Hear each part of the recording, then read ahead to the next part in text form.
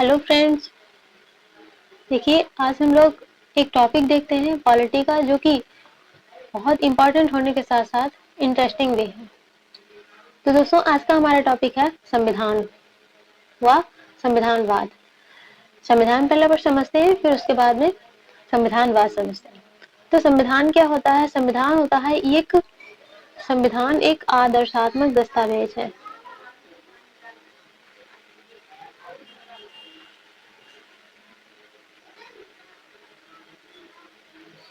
और इस दस्तावेज को कौन अपनाता है? लोगों की स्वेच्छा से अपनाया जाता है। कौन अपनाता है? लोग अपनाते हैं। और, और इस संविधान यानी आदर्शात्मक जो दस्तावेज है, इससे क्या होता है? इससे होता है कि नागरिकों के हित, जो लोग अपनाते हैं उनके नागरिकों के हित सुनिश्चित किए जाते हैं।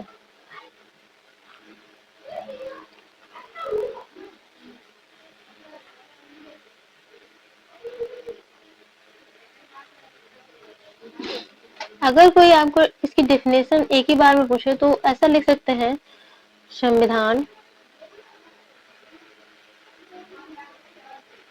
एक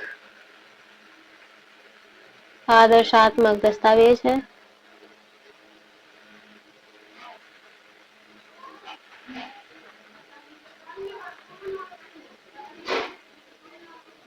होता है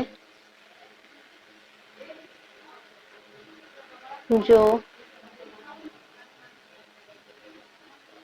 लोगों की स्वेच्छा से अपनाया जाता है,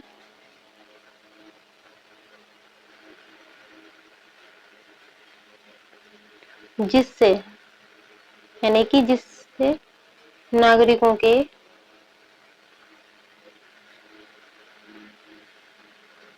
हित सुनिश्चित किए जाते हैं।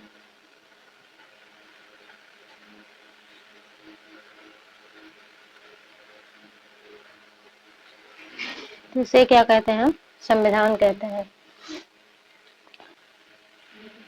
और संविधान क्या होता है? संविधान जो होता है वो सरकार के तीनों अंगों के कार्यों का, कर्तव्यों का, उत्तरदायित्वों का वर्णन प्रस्तुत करता है। यानी उनके जो कर्तव्य हैं, तीनों तीनों अंग मतलब कार्यपालिका, न्यायपालिका, विधायिका, इन तीनों के कार्यों यानी कि उत्तरदायित्व के बारे में कौन बताता है? संविधान बताता है। अब हमने संविधान की बात कर ली है, तो हम आ जाते हैं अब संविधानवाद क्या होता है।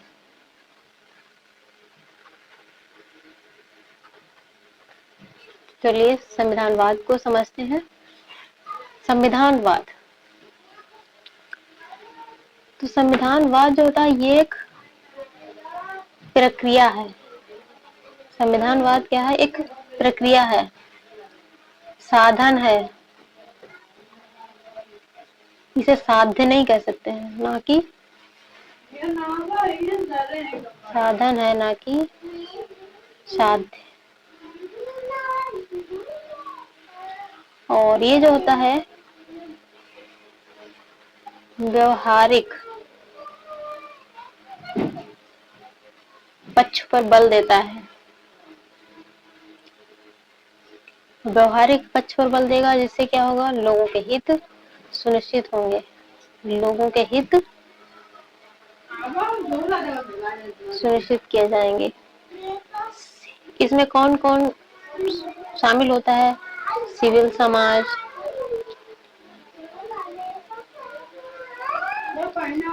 एनजीओ, दबाव समूह,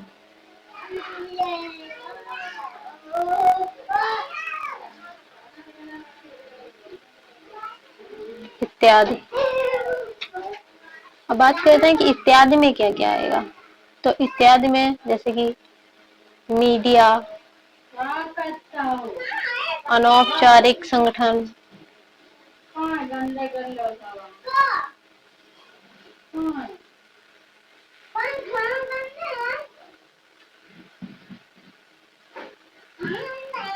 और न्यायपालिका।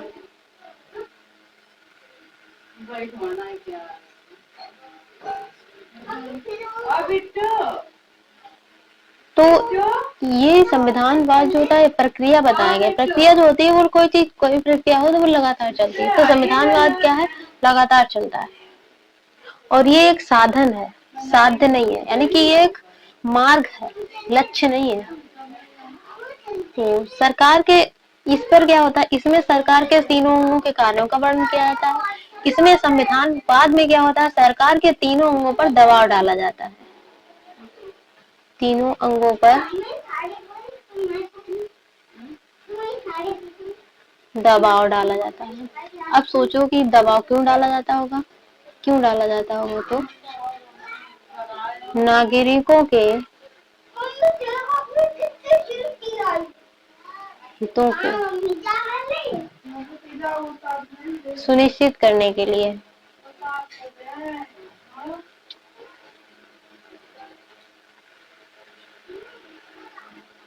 जिससे क्या होगा? नागरिकों के हित, नागरिकों को अधिकार मिलेगा, यानी कि अधिकार, उनके अधिकार बढ़ेगा, लोगों के हित और अधिकार दोनों बेहतर तरीके से सुनिश्चित किए जा सकते हैं। तो इतना सब हमने पढ़ा संविधान और संविधानवाद में। क्या होता है संविधान, क्या होता है संविधानवाद। तो अगर हमसे पूछा जाए कि संविधान और संविधानवाद में अंतर क्या है, तो हम बता सकते हैं कि संविधान जो होता है सैद्धांतिक होता है, यानी सैद्धांतिक पक्ष पर ये बल देता है, और ये जो होता है व्यवहारिक होता है। संविधान जो होता है वो मानकीकृत होता है, संविधानवाद अनुभववादी होता है। संविधान जो होता है वो लक्ष्य की घोषणा करता है, और संविधानवाद क्या करता है? लक्ष्य को प्राप्त करने का प्रयास करता है, यानी कि ये लक्ष्य की घोषणा करता है, ये क्या है?